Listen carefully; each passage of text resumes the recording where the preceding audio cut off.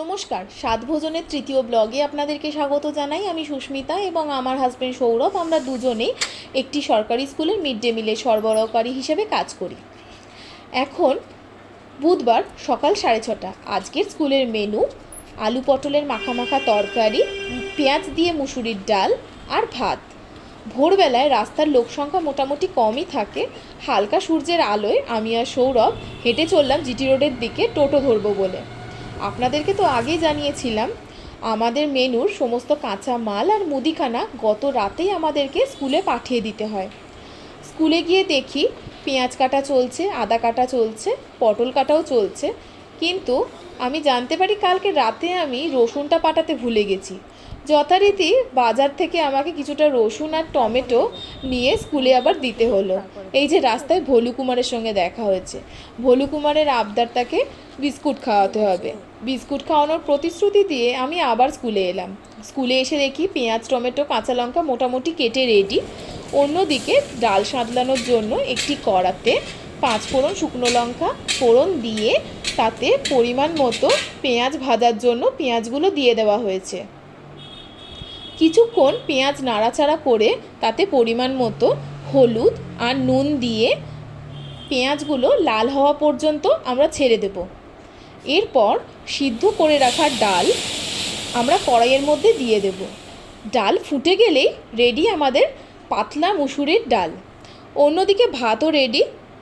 ভাত নেবে গেলেই একটা কড়াইতে তেলের মধ্যে 5 ফোড়ন শুকনো লঙ্কা আর তেজপাতা ফোড়ন দিয়ে আমরা পটলের তরকারির জন্য ফোড়ন রেডি করে নেব।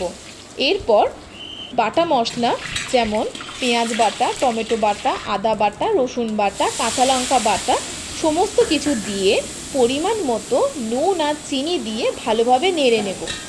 যতক্ষণ না তেল ছেড়ে যাচ্ছে আমরা নাড়তে থাকবো।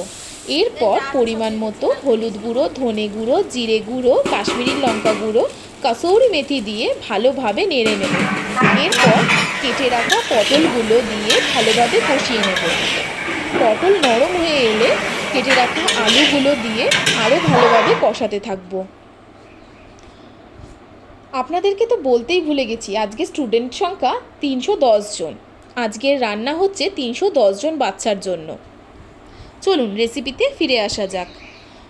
আলু আর পটল ভালোভাবে কষিয়ে নেব। এরপর একটা পাত্র দিয়ে আমরা ঢাকা দিয়ে রেখে দেব।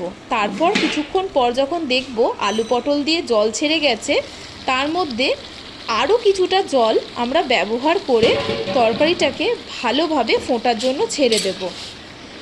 তরকারি যখন ভালোভাবে ফুটে যাবে এবং আলু পটল যখন দেখব দুটোই ভালোভাবে সিদ্ধ হয়ে গিয়ে মাখা হয়ে গেছে, তখন গরম মশলা ব্যবহার করে আমরা তরকারিটাকে আস্তে করে নামিয়ে নেব।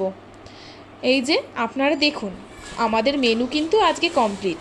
ভাত রেডি আর এই দিকে রেডি হয়ে গেছে আমাদের পাতলা মুসুরির ডাল, আর ওই যে পাশে রাখা আছে আলু পটলের মাখা তরকারি। আজকের ভিডিওটা এই পর্যন্তই। আপনারা যারা ফেসবুক থেকে দেখছেন তারা পেজটিকে ফলো করে দেবেন, আর যারা ইউটিউব থেকে দেখছেন তারা সাবস্ক্রাইব করে দেবেন।